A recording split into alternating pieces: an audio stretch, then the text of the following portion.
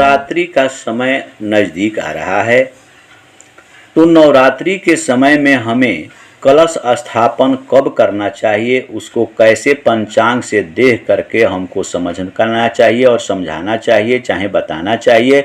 इन सब बातों का आज विशेष रूप से विश्लेषण हम लोग करते हैं और समझते हैं कि आखिर चैत्र शुक्ल पक्ष में नवरात्र का जो प्रारंभ होता है उसी दिन मेरा संवत्सर भी प्रारंभ होता है।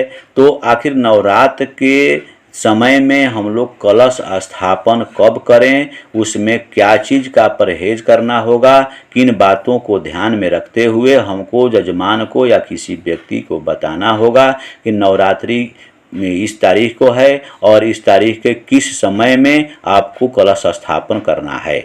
उसको विधिवत रूप से बगैर समझे हम पंचांग को अध्ययन करते नहीं हैं और हम किसी जजमान को बता देते हैं। इसलिए आप लोग से यह गुजारिश है कि इस वीडियो को पूरा देखेंगे और समझेंगे कि नवरात्रि के समय में कलश स्थापन कब करें, इस वर्ष किस तारीख को नवरात्रि प्रारंभ हो रहा है। और नवरात्रि जब जैसे यहाँ देखिए 9 तारीख को यहाँ पर प्रतिपदा तिथि है, दिन मंगलवार है। यहाँ पर देख लीजिए जो मंगलवार के दिन रात में 9:43 तक प्रतिपदा रहेगी, उसके बाद में द्वितीया का प्रारंभ हो जाएगा। अब यहाँ पर देखिए रेवती नक्षत्र है जो प्रातः 8:08 पर उसका समाप्ति समय है। अब ध्यान देना होगा इस पंचांग में कि यहाँ पर अंग्रेजी का तारीख है यानी 9 तारीख। 9 तारीख को कौन महीना है उसको समझने के लिए 9 अप्रैल से 23 अप्रैल तक का यह पेज है पंचांग का, यानी चैत्र शुक्ल पक्ष का। तो यहाँ 9 तारीख के दिन तो हम समझ गए कि 9 तारीख के दिन जब प्रतिपदा के दिन 9 तारीख पड़ रहा है, 9 अप्रैल है, 9/4, तो इस दिन हम लोग कलश स्थापन आखिर कब करेंगे। यहाँ पर कलश स्थापन में कुछ समझ करके ही हमको बताना चाहिए, समझना चाहिए। यहाँ पर देखिए बसंत नवरात्र सचारंभ, यानी यहाँ पर दिया हुआ स्पष्ट रूप से कि इस दिन संवत्सर का भी प्रारंभ होता है और नवरात्र भी हमारा प्रारंभ होता है। यहाँ पर लेकिन ध्यान देना है कि अद्य वैघृति योग निषेध अभिजित मुहूर्त, यहाँ पर देखिए स्पष्ट रूप से दिया हुआ है 14:34 के बाद, अर्थात 1 नंबर यहाँ दिया है। 1 नंबर के लिए हम लोग अपना 1 नंबर को चयन करेंगे। 1 नंबर इसी पंचांग के नीचे है। यहाँ पर देखिए अभिजित मुहूर्त जो है 11:35 से 12:24 दिन में अभिजित मुहूर्त रहेगा। तो हम जजमान को ये बताएंगे कि 11:35 से 12:24 तक कलश स्थापन करना हमारे लिए शुभ होगा, यानी अभिजित मुहूर्त में करेंगे। अब बात आती है कि जब प्रतिपदा का प्रारंभ हमारा सुबह है ही, तो हम क्यों करेंगे 11:35 के बाद और 12:24 के पहले, यानी इसी बीच में क्यों करेंगे। इसका कारण यह है कि यहाँ पर देखिए समझिए इस बात को, यहाँ पर स्पष्ट लिखा हुआ है कि वैघृति योग निषेध, यानी योग जो होता है वह वैघृति योग नहीं होना चाहिए।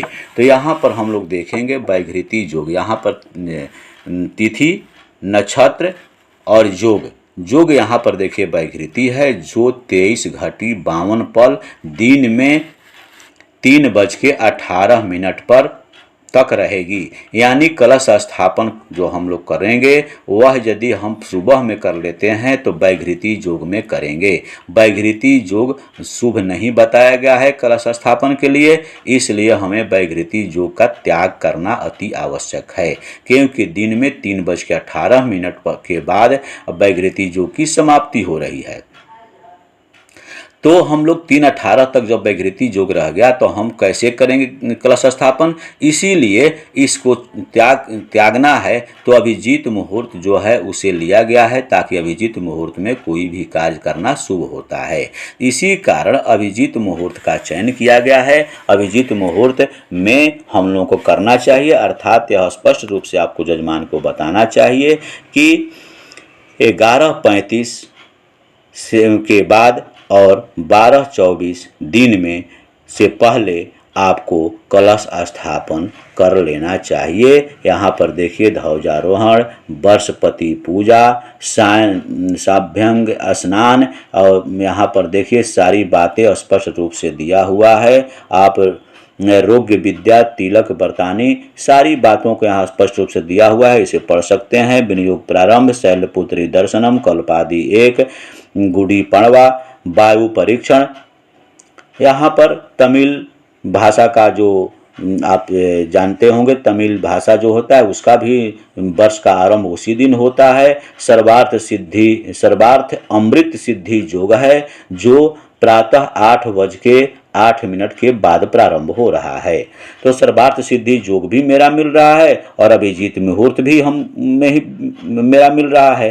तो दोनों के समय में हम जो है कलश स्थापन कर सकते हैं, इसमें कोई दोष नहीं है, क्योंकि सर्वार्थ सिद्धि योग सर्वार्थ अमृत सिद्धि योग है, इसलिए वो भी उत्तम है तथा अभिजीत मुहूर्त भी मेरा उत्तम है। मात्र एक वैकृति योग यहाँ पर काट रहा है, जो वैकृति योग से बचने के लिए हम अभिजीत मुहूर्त का पालन कर सकते हैं। इस प्रकार आप किसी भी व्यक्ति को आप नवरात्र के कलश स्थापन कब करें, इसको देख करके ही, समझ करके ही बताना चाहिए। धन्यवाद।